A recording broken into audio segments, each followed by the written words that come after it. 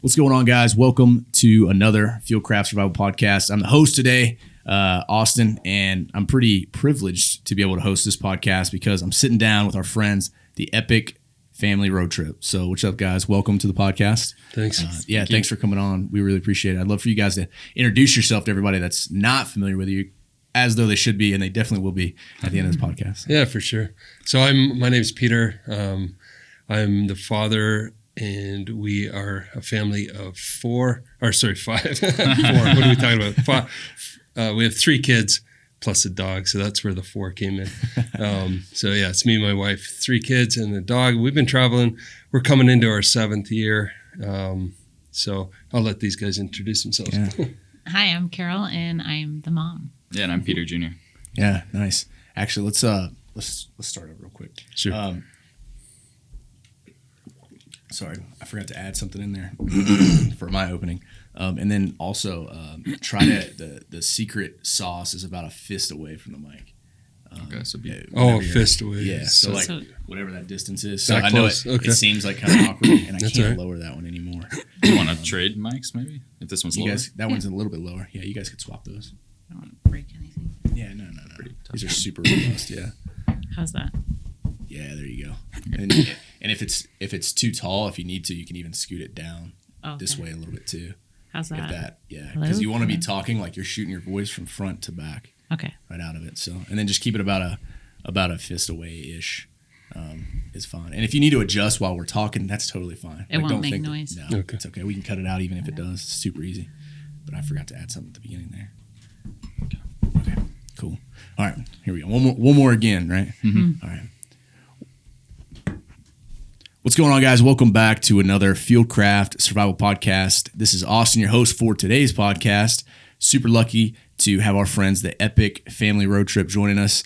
We're going to be talking about a lot of things, mobility, preparedness, and talking about their journey and their overlanding experiences and crazy stories you guys have got about some things in your mobility experience and preparedness journey of your own. So it's really awesome. This family comes and they've become good friends of ours and have come and hung out with Mike a handful of times and saw you guys at Overland Expo. So we're really excited to introduce you to everybody out there on our end. And yeah, go ahead and introduce yourself if you don't mind. Yeah, my name's Peter. I'm the dad. And I'm Carol, mom. Yep, and I'm Peter Jr. So Peter Jr., that's a good one. I like that, PJ. I had a good friend, PJ, growing up. So let's dive in here and let's talk about where you guys got started. Because this isn't like, sure, I've got a lot of friends that are into, being outside. They like to do the thing, but this isn't something that you see a lot of is a whole family that has a gang of Jeeps and you guys roll out in dirt bikes and you guys do this thing and this is all you do. This is your life. Yeah, it's become a way of life. And we didn't introduce Caroline, my daughter, and Daniel is our second son. So we're a family of 5. Me and my wife, 3 kids, and the dog. And we've been on the road now we're coming into our 7th year. Wow. And doing overland travel and off-grid living. And our favorite thing to do is get out into the backcountry and explore. Yeah, that's so awesome, though. It's like, and I think a lot of people do it as a hobby. Including myself. I'm a hobbyist into overlanding. I'm a hobbyist into spending time outside. I mean, I'm fortunate now in my life I get to do it professionally, with search and rescue here and for Fieldcraft. Yes. But it's something that's really interesting. I think there's so many people that play on the line of like, man, I really want to do more, but I don't know how. And maybe it's something I do on the weekend, but I got a family. I don't know really which way to go. And I think you guys have been doing it right for a long time. So talk to me about how you got started in this whole journey. Yeah, I mean, initially it was a dream we had to get out and spend. I actually wrote down a dream. I said, I was in business at the time, working really hard, traveling a lot, no time for a vacation. So when someone challenged me to write down a personal dream, I said, I would love to be able to go for 3 months on a road trip with the family. I gave myself 5 years so I could punt it down the road a little bit. And, I had seen some of the great parks back when I was younger, and me and Carol wanted to give that to our children if we could. And so we wrote the dream down and we kept it in front of us. And when the opportunity presented itself, it was about 7 years later, not the 5. We didn't, achieve it within the 5 years, but about 7 years later, I was able to, me and my family were in business, and we got acquired by a company, and that was the time. It was now or never. Yeah. And so when you guys found your interest in everything, it was all throughout that time. So you guys were doing it, and that's where you found your love for it, just while you were even working on your own. Yep. Yeah. We loved traveling together as a family. Yeah. So initially we went into a motorhome because when we were getting out of a house situation, you've got all the comforts of home and you got the four walls and a roof over your head. To jump right into hardcore overlanding might have been too much for us. And our kids were really small back then. And as parents, we wanted that feeling of security. We're going into the unknown. We're going to places we've never been. Yeah. We don't know what we're going to see. So that gave us a feeling of a bit of security to ease into this lifestyle. But over time, and we thought the kids, would over time want more luxury on the road. Yeah. Let's get a bigger motorhome. Let's, have something with plush seats and screens all over the place. It was exactly the opposite. Yeah. Yeah. We were towing a Jeep at the time, and when we parked the motorhome, unhitched a Jeep, and went exploring, that was what we really enjoyed to do. And so we delved into that more, and we put the RV into storage, and it's been there pretty much ever since. That's awesome. So what were you guys thinking whenever all this kind of came about? Were you guys like, or was everybody just like all in? I really enjoyed it at first. We had the opportunity when my dad was in business to be able to accompany him on business trips, and that was always so much fun, getting to travel and get to see other places, and always spending time as a family while we were exploring. So getting to go out and do it in even cooler settings, way in the backcountry or places fewer people get to go to was just more fun. Yeah, definitely. And as a mom, I know how my mom would have thought about that. As a mom, what were your thoughts? Like, what were your initial concerns? Oh, yeah, I had a lot. I was more on the quiet, kind of more like, guys, let's think this through. But seeing how it made them so happy, I was all on board. And I just wanted to, just be with them and learn new skill sets. So that kind of pushed me to be out of my comfort zone. Yeah, definitely. And so the concerns are kind of the thing that everyone shares, right? Is everybody thinks about, it's easy to say like, there's all the problems.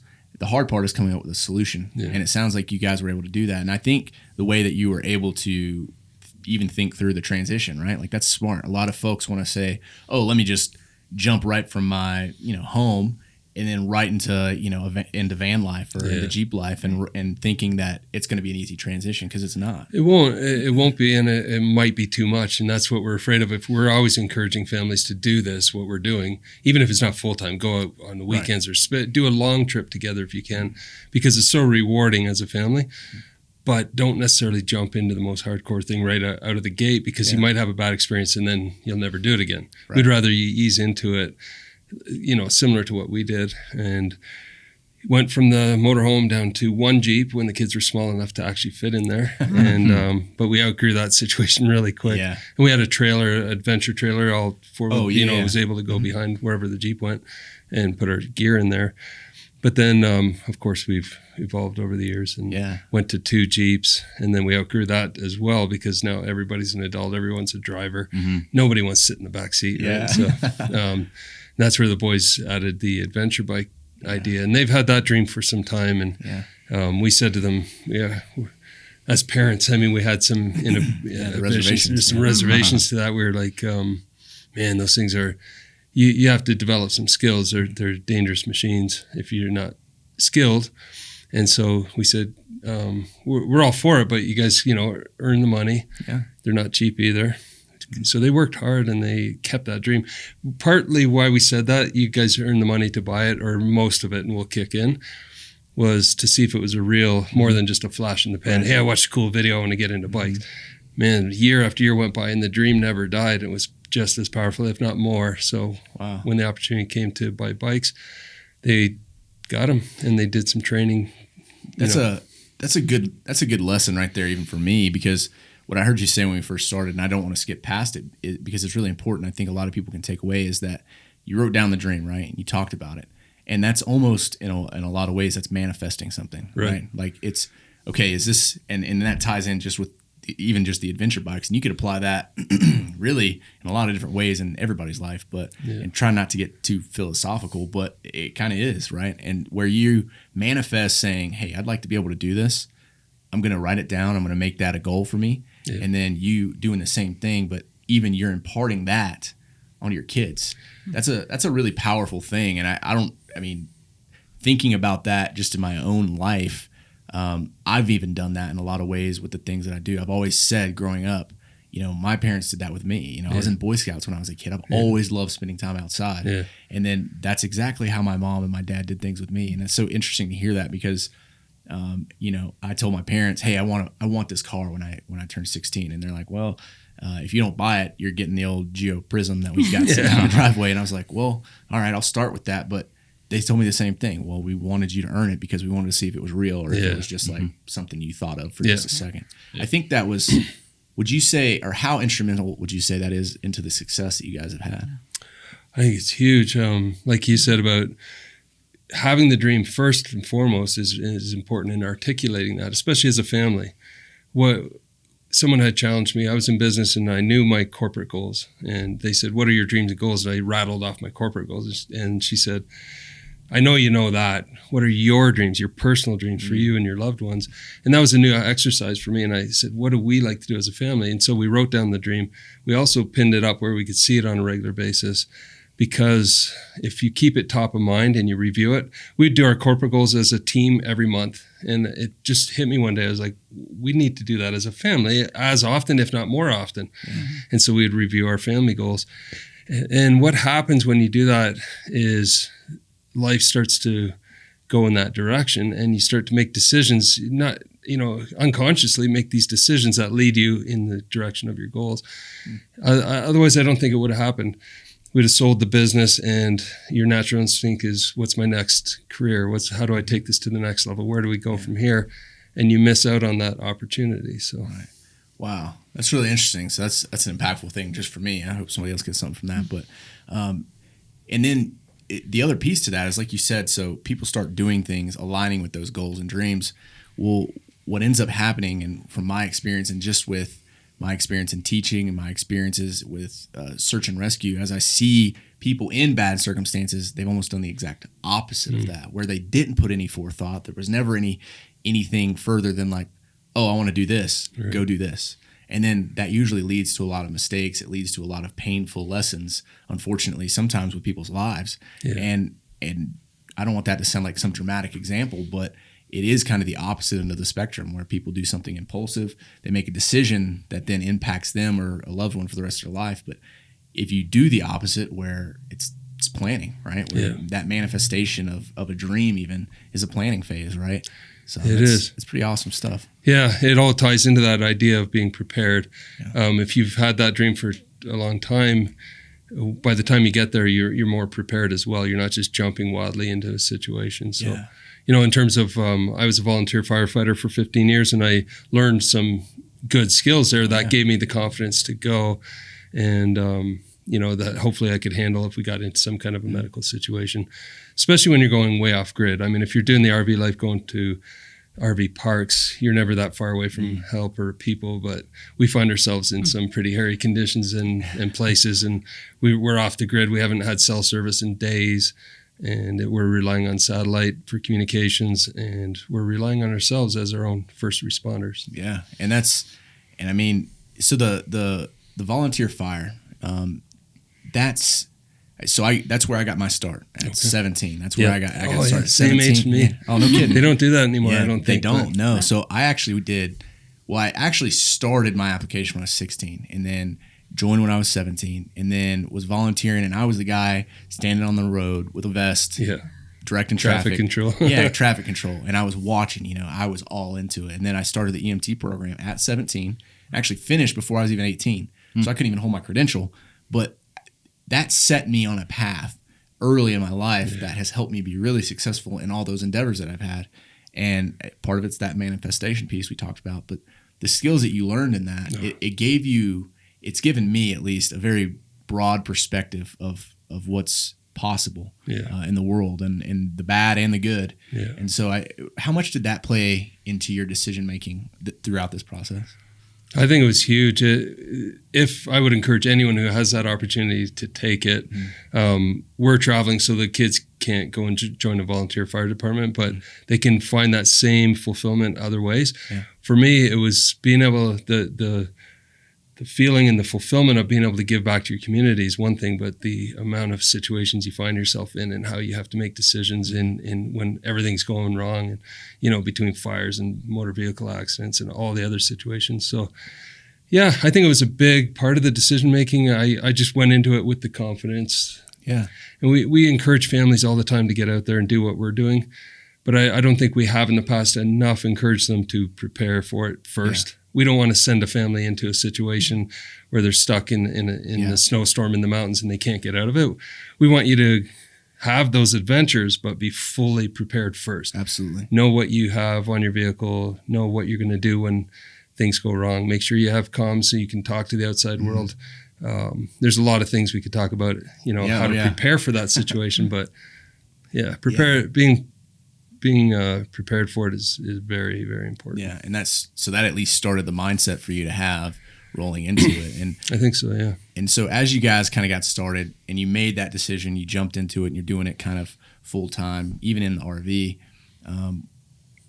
I'll ask you guys the question I'm sure a lot of people are thinking is, how does this work if you don't always get along? How does this work? I mean, you guys, and I know, you know, you guys come, and every time I've seen you guys have some great synergy. And I know that's been built over years of spending all of your time on the road together.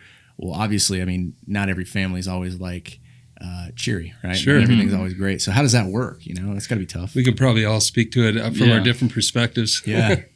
Yeah. I mean, from my perspective, like, especially with my brother, it's at the point we're at now, we don't even call it arguing. Yeah. And that's kind of, it's funny when we meet up with people because you'll hear us like bantering back and forth on anything. But we're never like mad at each other. Mm-hmm. That's something that's developed over the years traveling is you don't have time to be fighting with each other. Mm-hmm. It's just going to make any situation worse that you're in. So if you're already stressed out about something that's happening, how is blaming someone else or getting mad at someone going to help? Yeah. You know, so you quit doing that and you learn to quickly work with each other. They call it discussing. Yeah, we're not arguing, we're discussing. We're discussing something and it might get loud. Yeah, exactly. So honestly, I can't think of a time recently, like any actual bad situation that we've been in or a harder situation, I've never been mad or sad about something. We're just trying to work through it as quickly as we can. And that's really key what he said, and I'll let you share your perspective, but it forces you to communicate. You're now in a home, something comes up, I got to run to the gym, I got to go to work, you're off with your friends, and we'll deal with it later. And you never do. Walk Yeah. I escaped this scenario where I had to actually deal with it. Yeah. And then, mainly because it had to do with me. I needed to change, or I needed to communicate better. And I think that's why we kind of avoid it. But when you're in this situation all the time, kind of thinking and working as a team, you can't do that.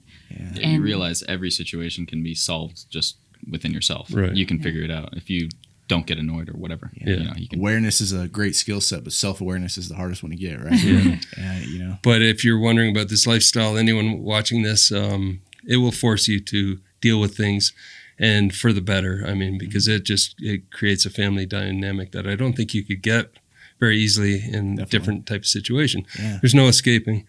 Back in the day when we did the RV in year one, we always say if a teenager gets mad, you run from the conversation, slam the door in your bedroom and go sit, right? Well, here there's only one door and it was in the restroom. Slam the door and you're sitting in the toilet room. Yeah. 2 inches away from everybody else. It's not so cool anymore. And then you come back and you have the conversation. You walk out of the bathroom. Yeah. It's not too those are interesting lessons for young folks to learn, right? And for everyone, if you haven't, but especially at that age in your life where you're starting to feel that like sense of being independent and wanting to do things your way. And it's like, and I don't care how good a kid is, they have this, you're going to get this because it's healthier, this sense of like, I need to find my own identity away from my parents or not entangled with my family, right? It needs to, especially as a guy. I remember that really early. I mean, I remember being like 13, 14 feeling that way. And so I know that's got to be something that maybe played a role for you. I don't know, what were your feelings and thoughts around that? Did you ever feel that way?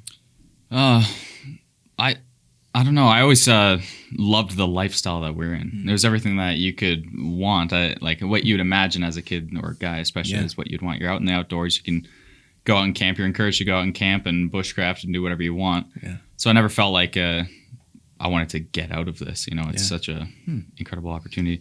I think for a short time, I always wanted to join the military. Yeah. But then what changed that for me was I got diagnosed with type 1 along on our journeys. We were actually in Yosemite when I did, and that obviously bars you from military service. What that kind of showed me was it made me look at other things that, because part of it maybe was that, like, you're wanting to go find your own identity. So I'm still doing traveling and adventure and cool things and some kind of service in the military. Yeah. But then getting type 1 forced me to look at what I'm doing right now and the opportunity that gives to go travel, experience adventure, but then also be able to serve people. Yeah. Especially doing it with something that supposedly limits you. Yeah. Being able to keep going out and do it I felt was more like a gift than a burden. Yeah. That's awesome, man. That's a really good way to think about it.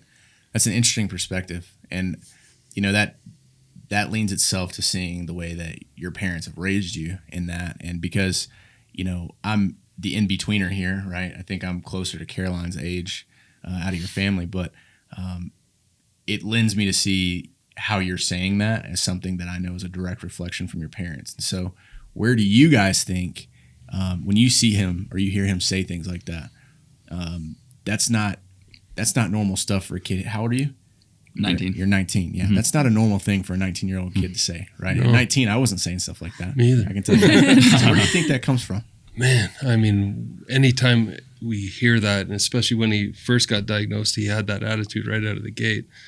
And we said, well, we're not that cool that we could have taught him that. So, I mean, but my dad always taught me too, things are caught more than taught. So hopefully that's a reflection of how we've raised him. But yeah, that's such a great attitude. And maybe that comes from the struggles we went through on the road. Living on the road is not going to be the easiest life. If you're choosing easy, if you're looking for comfort and easy, that's not what it is. We did so many resorts back in business world and fancy pools and fancy suites that we said, man, for us, a vacation isn't that. We want to struggle. We see explorers crossing poles and they're in pain the whole time and they're suffering, but it's such a feeling of accomplishment when you achieve it. So that's what we thought would be at a vacation. Our first thing was to go to Oregon and climb South Sister, which is a trekkable mountain. You don't need climbing skills. Right. And you do, 6,000-7,000 feet in elevation in one day and back. And we all made it to the top. In fact, Dan got there first. He was only 11. 9. 9? Really? Yeah, first time. Yeah. And he made it to the top, and it was just such a bonding thing for all of us. Wow. And we climbed, we got to the top, and Dan was cheering like this, and they said, wait a minute, we still have to go down. So we rested up and then went down, but we were living off the feeling of accomplishment and the endorphins, I guess, for days. And so we tried to replicate that all the time. Hardships can be seen as hardships, or they can be seen as great opportunities, and we've kind of taken that approach. Yeah, and that's something that people can adopt, that mindset, and you can hear other people say it. You can hear anybody, you can watch a video, you can listen to music, whatever it is that gives you that feeling to where you get motivated to do that. But you're never going to really truly understand what that means until you've been there and you've done it, and then you've done it again and again and again. Because I talk about that a lot, just when I teach or in social media or whatever, because you never really experience like that freedom of being out and doing something until you can do it and you can do it the right way. And I don't have to worry about things that are outside my control anymore because I'm prepared for them. Right. Like I don't have to think about it like this daunting cloud over my head, because it's like, hey, whatever comes at me, I'm ready for it. Yeah. And it's and that's where you find that. For me, I find a fine line between being confident in a skill set, being prepared with all the equipment and mindset that I need and skills, and I don't mean that to sound in any way arrogant, but it's like I look at it as, instead of, oh, this happened to me, it's like, oh yeah, this happened to me. So now I get the opportunity to do this, right? And that mindset is so powerful in survival and preparedness and all things, right? Like there's so many examples of guys, especially like during Vietnam, World War II, that were in survival situations where their mindset, they had very little formal training in survival, but because they had the right mindset of saying, hey, bring it on. What else you got for me? They were able to get through a situation. So hearing that from you guys, again, I think ties into how you're able to be resilient when you guys are out and you're facing adversity or something really difficult. And then you add the family dynamic. I know that if I took half the problems I have in my life and then I involved my parents, I love my parents to death, but I don't know that would help the problem or if it would compound it, right? And so that's definitely an element to that. Yeah. And over time, you get better at it. Year one, we probably didn't have the dynamic we have now and coming into year 7. So going through these struggles and challenges, and we start learning how to work more as a team, and you develop the competence and the confidence to go now. There was a time when first time in grizzly country, Carol didn't sleep. Yeah, no. Or you won't. And now we go into that situation not carelessly and not without respect for grizzlies. We respect them, but we're not as afraid anymore. We know kind of what the situation is, right?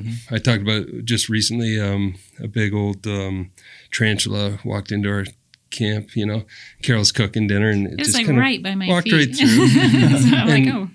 For people that don't know about them, you only know the horror stories, so you're afraid. And we put on a video, and comments were saying, that's why we don't go camping. But that's just because you don't understand the situation. You respect the tarantula, but if you understand how it works, you're not going to be so worried about it. It's not going to come and bite you for no reason, and so on. And that's just kind of a small example of all kinds of things, from grizzlies to other people in third world countries and other places. The unknown creates that fear, I guess, to a certain extent. But the more you educate and train yourself and put yourself in those situations, the fear goes away and the respect remains. Yeah, definitely. And we kind of talked about this briefly earlier, where, when you're in that in-between stage of like, I'm just getting the ball rolling on whatever it is, maybe you're new to going outside and hiking or hunting or overlanding, whatever it is, as you first step into that skill set, well, you don't know a whole lot. You just know what maybe you've digested off of, YouTube, off of a podcast, whatever it is. And then you're going out and you're kind of testing the waters, right? Right. Well, that first bit is like where it seems scary, but then as you start to do things and you gain a little bit of momentum, you start to gain that confidence, and then you gain the competency. And then as you become more proficient in skills that you're learning, even on your own, even if it's not formal training, that confidence becomes the script that you're going to follow now. Well, now I know I've been in grizzly country 50 times. I've had 5 interactions where there's been grizzlies in close proximity to me. And now I see what happened whenever I followed these steps. Right. Oh, okay, I did that right. I kept my trash, not just sitting right outside my vehicle, right? I didn't keep my food just hanging out. I didn't have my latrine right outside the car, right? I started doing things the way that were the proper way to do things. And now I'm like, oh, this does work. And so then that becomes the script. And when you follow that script, I've become a fan of saying, in the absence of action, there's fear. Well, that action is your verb. Whatever that script is you have, well, that's what you get to now enact on. You don't have to be afraid anymore. You get to use that physiological and physical response that happens from fear and actually use it to your advantage. Yeah. And the more that script is in your head and in your being, you act on it quicker, and it becomes more. You don't have to think about it. You just know what to do. And that's where like preparedness actually becomes part of your lifestyle. Right. It's not just something that I'm like, oh, I have this preparedness gear I'm going to put in my car. But now it's like, oh no, I know I need these things. Oh, I know it's just a part, like you said, it's part of your being. Yeah. Right. A practical example of all that in overlanding is recovery. What happens if I'm way out by myself and I get stuck really bad, I've got the winch, but can I get myself out of that situation and get back home safely? A lot of people have that fear, and until you practice it, until you've done some training, or once you've had the chance to do that, that fear completely goes away, and you understand how capable the machinery is, how to use it. And we've had opportunities over the years to do that. Often people with winches, you use them to pull other people out most of the time. And that's good training too. That was our case until the day came where we really needed, our winches. And then, the training never leaves you. Yeah. And I want to talk about that because I heard you briefly were mentioning that to Mike earlier when I walked in, and it sounded like it was a pretty wild situation. So you guys, what I heard was you guys were headed into Colorado, right? In the winter. We were this particular situation was in British Columbia, Canada. Oh, okay. Wow. So way out in the mountains. Real north. Yeah. Yeah, north, high elevation mountains, wilderness area. We hadn't seen we were on logging roads, so I hadn't seen a paved road in a long time. And we're doing our thing. It was a normal day, nice sunny day. We're moving down the roads. And we're like, do you want to go that way or that way? We had a basic idea in mind to get to this town called Elkford, which was over the mountains. Okay. GPS said, it's about an hour and a half over the mountains. We're like, we could do that, no problem. But we pull up a road, and there's a snow avalanche that had come down earlier in the winter and completely covered the road. So my first thing was, well, that's the end of this. We'll have to turn around and find another route.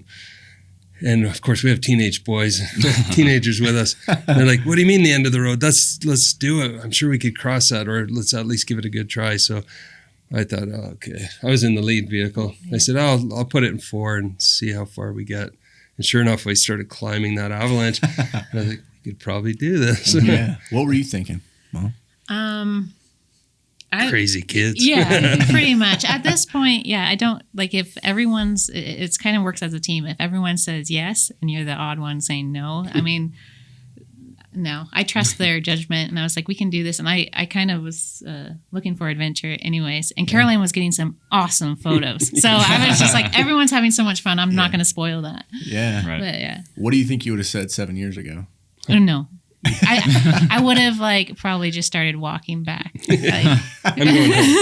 Yeah, that's the end of this one. But yeah, so everyone was happy, so I just totally went with it. Yeah. And it kind of did feel like we Awesome. can do this. Let's put it to the test, like our machines and everything. Yeah, because now because the way I'm a very visual person, I'm a creative, so I always think about things very visually, but what I see it as kind of like this scale, right? And when you start, you're in this, you've got like a green zone, a yellow zone, and a red zone. And in the beginning, you like to live in that green, right? And then as you start to get a little bit of skills, you start stepping, you tiptoe into the yellow, right? Well, and then you get into the yellow and you start to realize, I can do this. And then you push right around that green and the yellow line, right? You're bouncing back and forth. And then you gain more and more skills and experience. And then it's like, cool, I like to live over here in the yellow side a little bit more. And then you start to find where the balance for those of us that like to really push the envelope is somewhere on the edge of that yellow line before you tap into red. And you have to tap into red a little bit before you realize maybe that one stung a little too much. That was a little too close, that I'm too comfortable with. And then you find that little livable area where preparedness and confidence and skill sets all culminate, and you're like thriving and you're like accelerating, right? You're not hitting the brake anymore. You're on the gas pedal. And it's like, that's where that feeling that we're kind of describing is like, that's where I find it to be. There's an adventure in that zone right there. Yeah. And so like now it sounds like this 7 years into it, you guys have found that sweet spot, right? Yep. Yeah. Yeah, and I knew we had the 2 vehicles. One would go up, test it. The boys were working really hard because they wanted to make this work. I mean, they were like moving the max tracks. We had finding logs and branches. And I guess I got so busy in what we were trying to accomplish that I kind of forgot about that. I knew the danger of it or what was going to happen. It's that whole thing about action. We're moving, we're executing on the plan. Now we committed, we're going over this thing.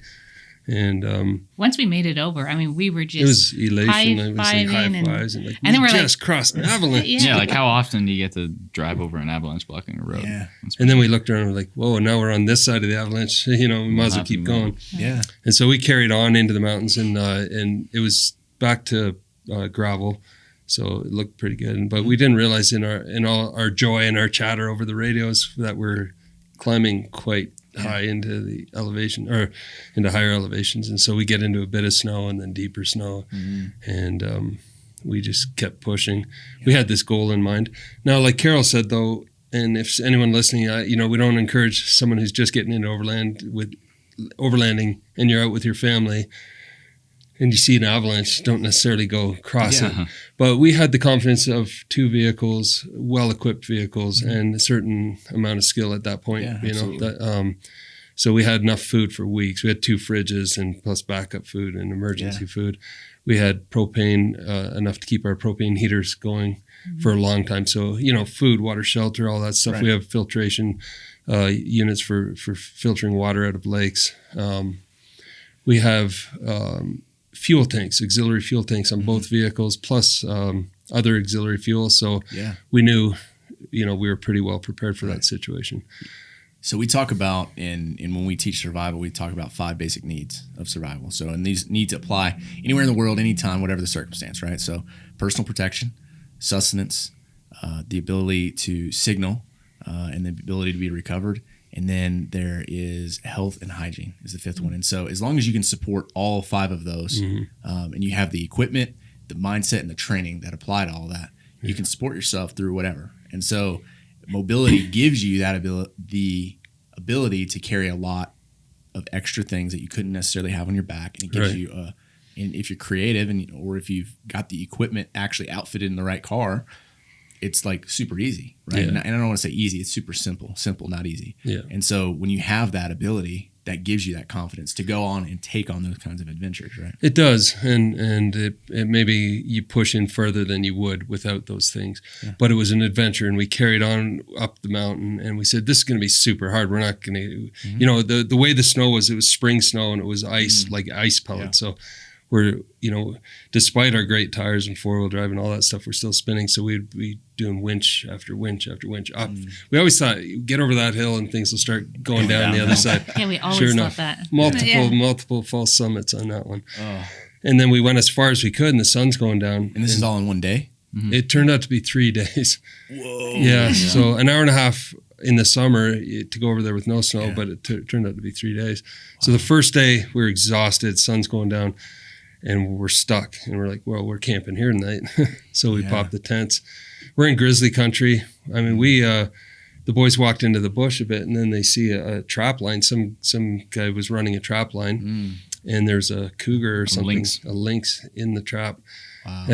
They were going to harvest it. It had perished. But I mean, we were like, okay, we know we're up in the we're in the back country now. And then in grizzly country, they say never go near a carcass. We're like, well, we're stuck. And so it was a bit sketch because also the snow is up, so you can walk on top of the snow. So we always take comfort in the fact that we're way up on top in these rooftop tents, but all of a sudden now they're a little closer to the ground. You find bear scat around, and we know it's not black bear. The difference between black bear and grizzly bear is the grizzly bear scat has bear bells, and it smells like pepper spray. That's a joke, but it smells like pepper spray from all the hikers. That's right. So what's your protocol for that? What do you typically do? What is kind of your mindset around? Okay, we're in bear country. What are your precautions when you're camping? Yeah, I mean, you do the cooking a lot of the times. Yeah, we are really, really clean, and spraying down everything and trying not to make any scent. So we did really simple meals that would only last maybe 15 minutes to cook at max. And then we use like Elo boxes, and they're really bear-proof, airtight, like no for scent. storage. Yeah, for storage. Gotcha. And then especially with Pete being type 1, we bought him one of those bear bags, so that he can keep sugar, juice boxes, things like that he needs. in the tent. Yeah. So bears are attracted to scent, but what we tell people, there's a difference between a national park bear and a completely wild wilderness bear. The national park bears are pretty accustomed to people being there. In fact, they'll come into camp looking for food. A wild bear has one thing in mind, and that's keep away from humans. So it's different. They'll come for a carcass if they think that's their carcass in their territory, and other things. If you scare them, you never want to startle a mother bear, especially. But in general, we saw tracks around the camp, but they didn't come in. Another thing we do is having this many people will be keep them out of camp. We have protection, and especially bear spray is very effective. That's always, everyone has one or two, or wearing them on your person. But the number one thing is cleaning up after meals. And not taking food to bed, no snacks. Yeah, definitely, stuff like Yeah, I've always been taught, what is called like they call the 200-foot rule. I've always made it the 500-foot rule, which is where my latrine, where I cook and prepare and eat food, and then where I sleep are all 500 feet away from each other in proximity. And so that way I never have to worry about, cross-contaminating, one, for hygiene, but two, worrying about predators walking in for one thing and then being right on top of me in my camp, right? So, and then I've always heard from our friends at the Eastman's Hunting Journal, they've always said bears are bullies, right?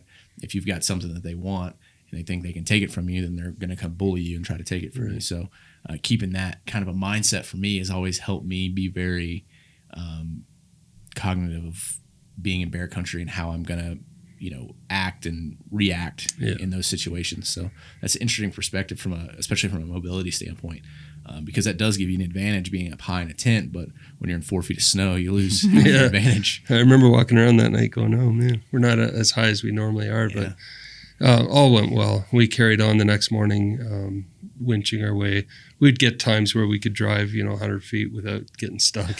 We'd celebrate. Get a little bit of hope and then boom, right back. Yeah. So what was your mindset as that started to happen? Because so for you guys, and I hear you talking about it and I see your faces, you guys are having fun. You guys are making the most of this experience. You're like, dang, this is awesome.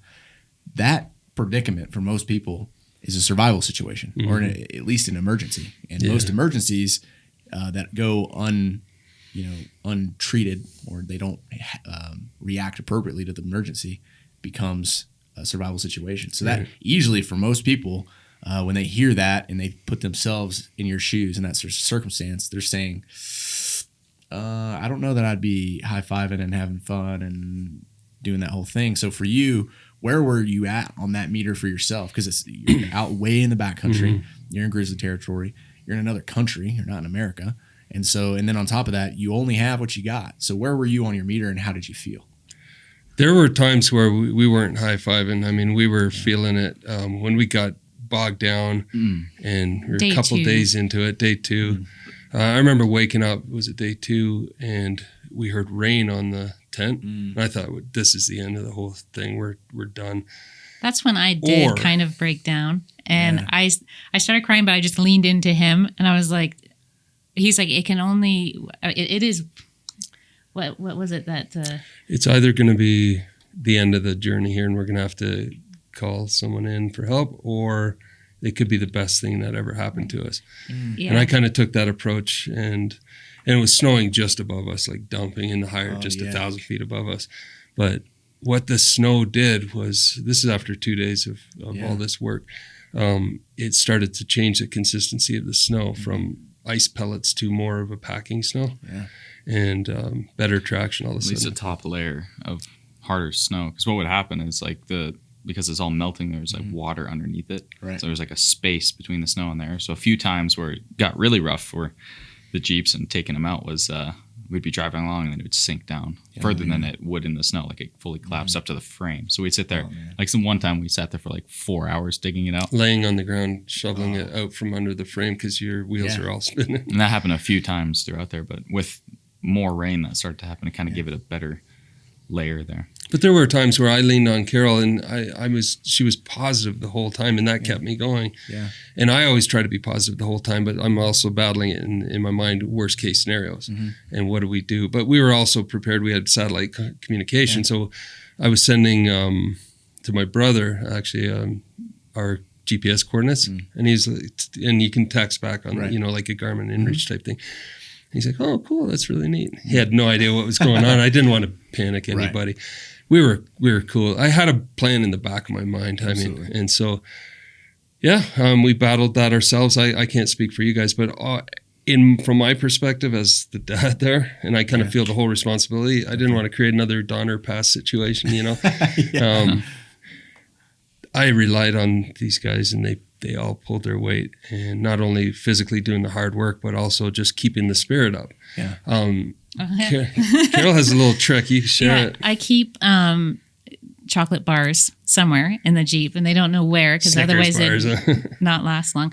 But I remembered, and we were just all exhausted, and we weren't stopping for lunch anymore because we were just trying to get out.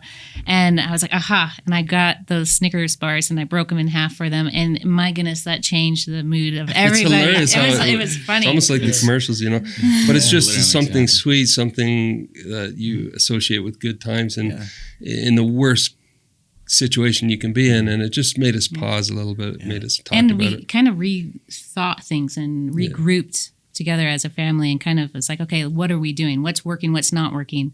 And then we move forward from there. Yeah. So on the last, sorry, go ahead. Oh, I was just gonna say because for us, like Dan and I especially, we were walking basically the whole day with the winch lines, so we'd be picking trees or spots to winch from.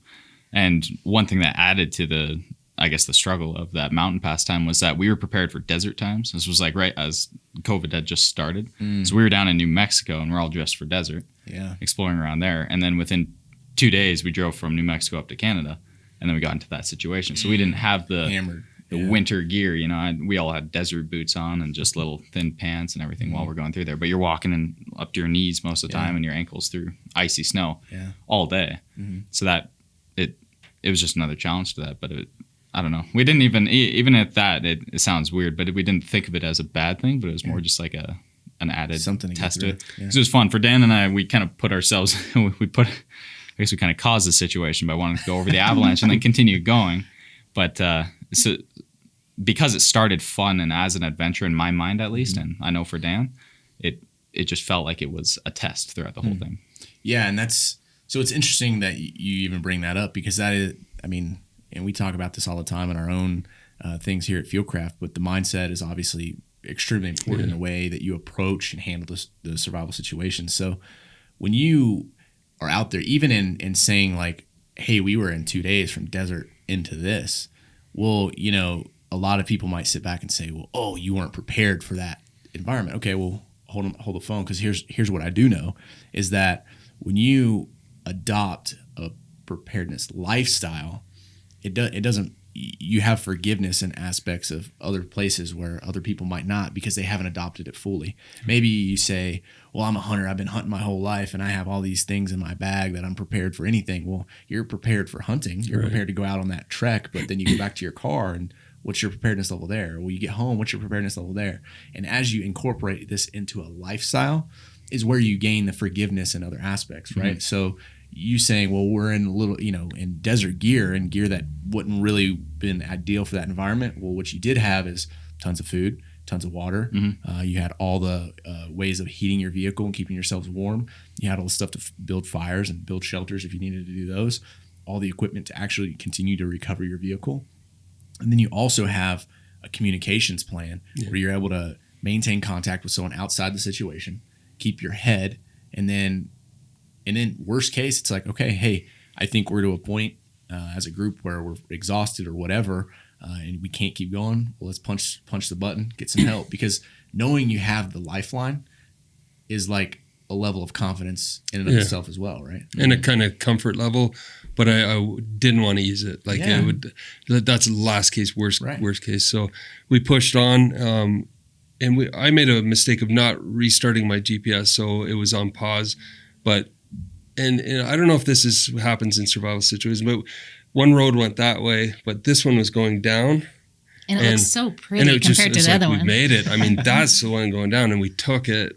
And then after a couple of miles, I said, can you check the GPS? And I realized it was paused, and we were going the wrong way. And and that's when I had a moment there of just like, okay, it's either hit the button or we got to come up with another solution. And we were in a clearing at that point. Typically, when we have trees beside us, we're confident we can pull ourselves out. We had nothing to winch to, no rocks, just white snow. And so I just said, okay, we're going to make an attempt to turn around here and not get stuck.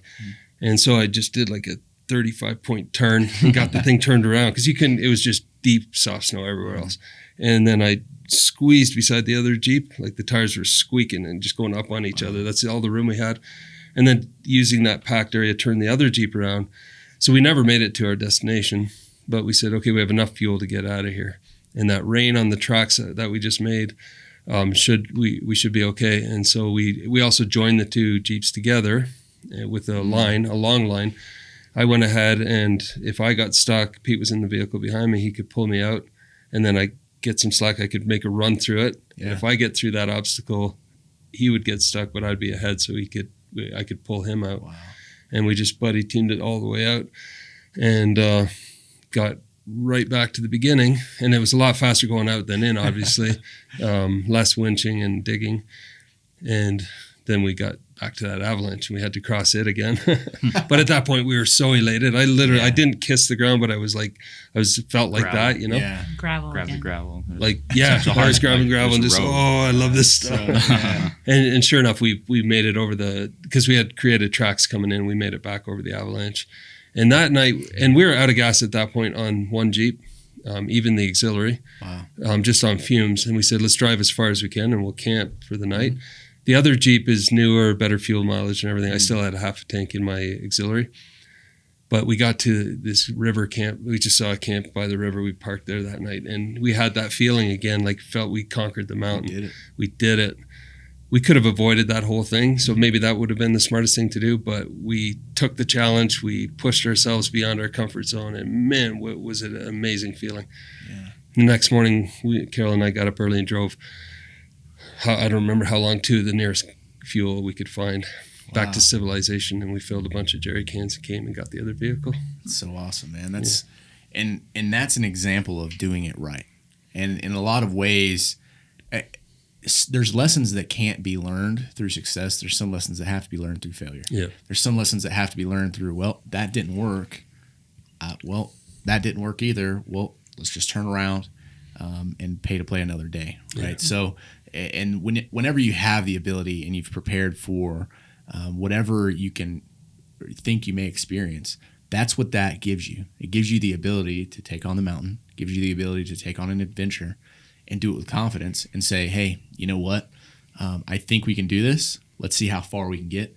And then, again, be in that yellow, tiptoeing to the red a little bit and say, this is stinging a little too much. Yeah. Let's go ahead and back out, get somewhere where it's a little bit safer, get somewhere and pay to play another day. Because, I mean, that to me is, I don't get to see a lot of those kind of stories just because of what I do here.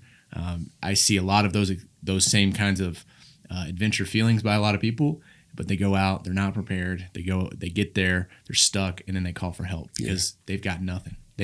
There's so many folks that I go out to get, they probably wouldn't make it even a few days out there with the amount of stuff that they have. Mm-hmm. They might make it overnight, and then they're in bad shape. Yeah. And so when I hear good examples of those things, and there's nothing about what you're telling me that I can even think from my search and rescue perspective that I'm like, oh, well, I would have done this differently, or oh, I would have done that differently. You nailed them, right? So you're supporting all your 5 basic needs. You know what you're doing in your vehicles. You know how to use all your recovery equipment. And you know that you know how to do those things, and that's what gives you the ability to take all that on. Right. Mm-hmm. And so that's awesome for me to be able to hear, man. That's an awesome story, you know. And the cool part is you guys do all this, and you film most of all your experiences. Yeah. Do you have a video on this whole thing? We do. It's over 3 videos. Yeah. Wow. And we filmed most of it, enough to really tell the story. Yeah. There were moments where we're laying 4 hours under the thing and we're like, the batteries are all dead. Yeah. You know, because we're managing charging batteries up there.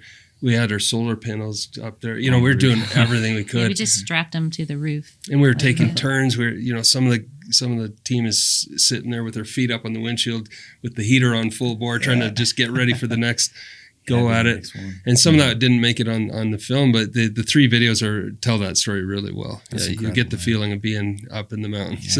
Yeah. And it's so cool because I mean, knowing your guys' personalities and how you guys have this, you know, I don't want you guys to think that they're putting on for the camera, because you're not. This is them. This is you guys. And it's awesome to see that, because you guys, and I know you don't want me to say this, but it's true, but you guys are an example for what other folks should be doing. And you guys are an example of how to do it the right way. And so I appreciate you guys telling the story. I appreciate your time doing this. And we filmed a whole bunch of content. I know you did with Mike. So we're excited to put all that stuff out. Where can everybody find you guys? So the channel's called Epic Family Road Trip. So you just search that up, or just EFRT. You search that on YouTube and our channel comes up. So our main platform is YouTube, but we also have a presence on Instagram under the same name, Epic Family Road Trip. And that whatever we post there is mirrored on Facebook, or whatever they call it these days. And the boys recently started, since they got their adventure bikes, they started their own channel. I mean, they still cooperate with Epic Family Road Trip, but they're telling the same story from their own perspective, from the back, from the saddle of a adventure bike, and they call that Adventure Guys. Wow! And so they're producing weekly videos, That's sometimes awesome, bi-weekly. Good for you guys. Well, guys, thank you for your time. and you guys at home listening to this or watching, go follow these accounts. I promise you won't be disappointed. Go check out this video and the story. And if you need an example of how to do things right, you need an example of someone to follow, these are your folks. And you know, if you're new to these spaces, you got questions, you're trying to do it, and you want to get into it, these are the folks to ask. So reach out to us. There's ways of communicating on Instagram, DM us, or in the comments on YouTube, and we'll be happy to. We'd enjoy communicating with you. Yeah. And for us, inspiring other families to do things together is what we. That's what gives us excitement and keeps us going. Yeah. Because there's no experience like it. You won't get the same experience just definitely sitting in your house. Oh, for sure. I mean, you guys are the modern Swiss Family Robinson. So it's awesome to see. So thank you guys again for coming on and telling your experiences. And I hope you guys all learned something from their experiences and the way that they're doing preparedness right in their lifestyles of mobility and overlanding. So thank you guys. And we'll hopefully do another one of these and some more content here soon. So you guys stay tuned and we'll catch you guys in the next podcast.